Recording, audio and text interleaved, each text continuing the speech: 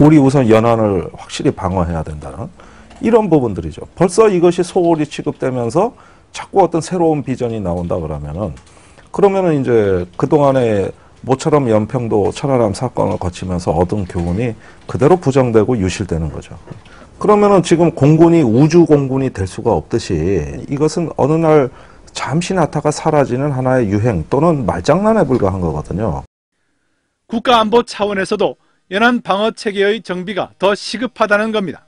북이 어떤 수중의 특수 전력, 예컨대 북한의 잠수함 전력이 쳐들어간다고 했을 때 우리가 동해에 쓸만한 전력을 일부 차단할 수 있는 전력을 배치한 건 사실이지만 서해는 무방비로 뚫려 있습니다.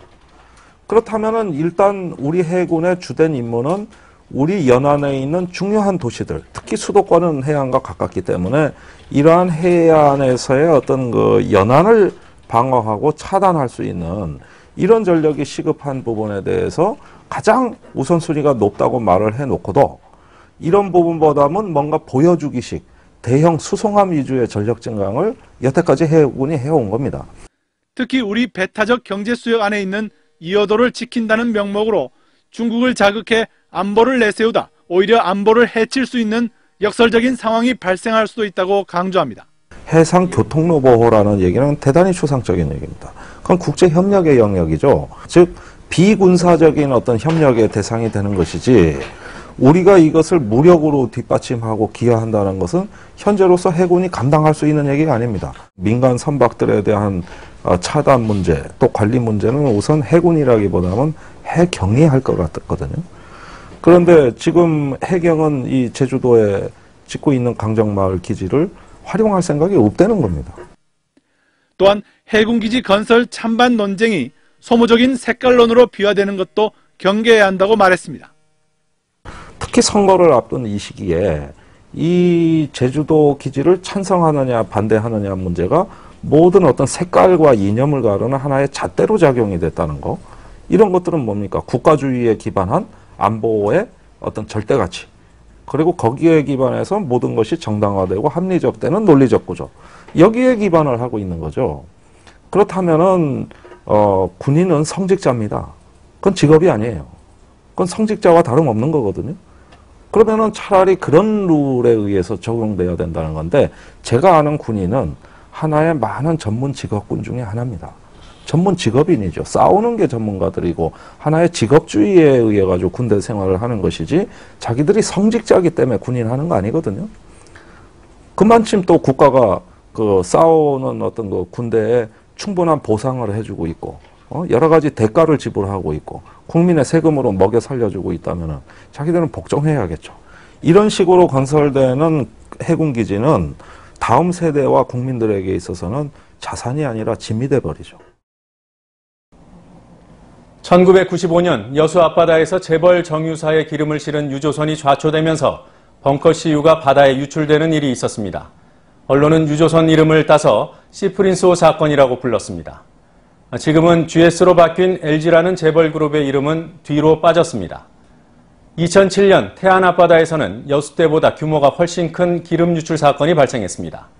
삼성중공업의 예인선단이 유조선을 들이받아 일어난 일이었습니다. 언론은 삼성은 쏙 빼고 태안 기름 유출 사건이라고 했습니다. 비슷한 부류의 재벌 봐주기 보도가 최근에도 있었습니다. 해군기지 공사에 투입된 대형 운반선이 강풍에 밀리면서 항구에 정박된 어선들을 덮쳤습니다. 인명피해는 없었지만 어선 2척이 침몰하고 한 척은 파손됐습니다. 사고를 일으킨 배는 웬만한 고층 건물 크기의 대형 운반선입니다. 바람이 닿는 횡풍압 면적이 넓어서 바람의 영향이 클 수밖에 없는 배를 바람이 세게 부는 날 무리하게 해군기지 공사에 투입했다가 일어난 사고였습니다.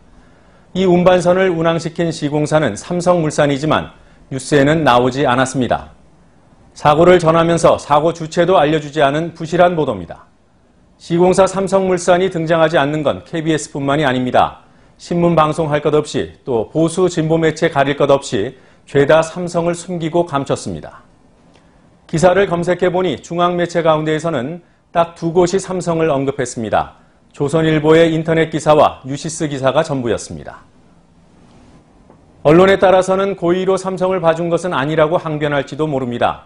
그러나 KBS의 경우 그런 항변을 하기 어렵습니다. KBS는 사고 지역 어민들의 삼성에 대한 불만을 취재하고도 보도하지 않았습니다. KBS는 사고가 일어난 화순항의 어민 대표를 인터뷰했습니다. 그러니까 북풍이 이렇게 불 적에는 저반하지 말고 그대로 가만히 서 있었으면 아무 이상 없는데 돌풍이 불어가지고 뭐래. 들으신 대로 삼성 얘기는 없습니다. 같은 사람을 인터뷰한 제주방송 뉴스 화면입니다. 저희들 그 선주협의회나 우리 어청에서는 좀 용납하기가 좀 힘들 거고 그런 면에서는 그 삼성 측에는 철저한 어떤 대책을 마련해 줘야 될 겁니다. 어민 대표는 삼성에 대해 일종의 경고를 보냈습니다. 이 어민 대표는 KBS와 인터뷰를 할 때는 삼성에 대해 말하지 않았던 것일까요? 아닙니다. 두 화면에 잡힌 마이크를 보면 KBS와 제주방송이 동시에 인터뷰를 했다는 사실을 알 수 있습니다. 항구에 정박 중이던 어선들이 침몰하고 파손됐습니다. 제주방송 KBS와 함께 어민 대표를 인터뷰한 MBC는 인터뷰 없이 이 사건을 세 문장만 보도하고 말았습니다. 역시 삼성의 시옷자도 안 나왔습니다.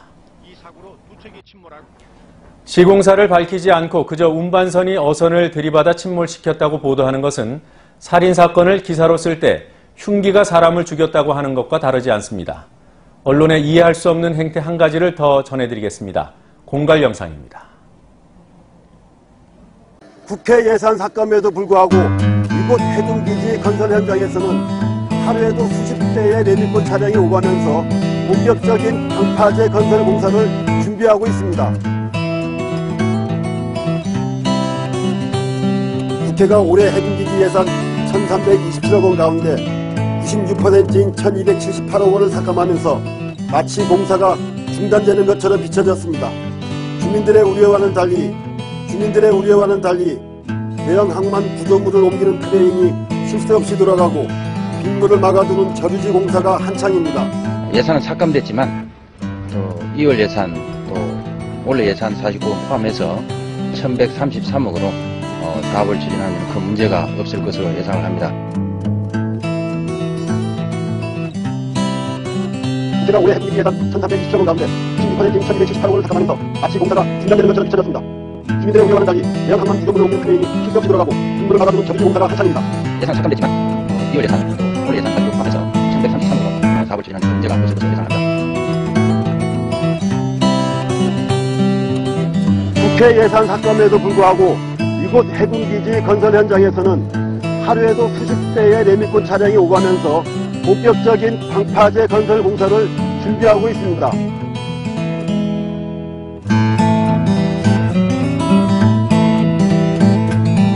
뉴스타파 취재팀은 해군의 내부 자료를 입수해 분석했습니다. 심지어 대형 수송함이 출항하던 중 방파제에 부딪히는 시뮬레이션 결과가 나오기까지 했습니다. 해군본부는 또 다른 시뮬레이션 보고서를 작성합니다. 풍속은 낮추고 예인선 2대까지 추가된 훨씬 유리한 조건의 실험이었지만 여전히 입출항에 불안 요소가 있다는 결론이 나온 것입니다. 이 보고서는 강정이 해군 기지로서의 입지 조건을 제대로 갖추지 못하고 있다는 것을 또다시 입증한 셈입니다.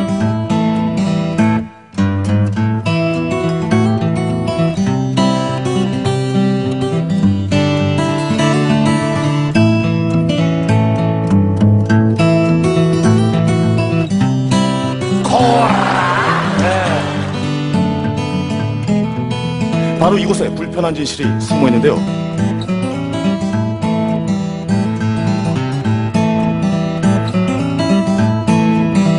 그치? 진짜 넘어간 날인데 딱 걸렸네.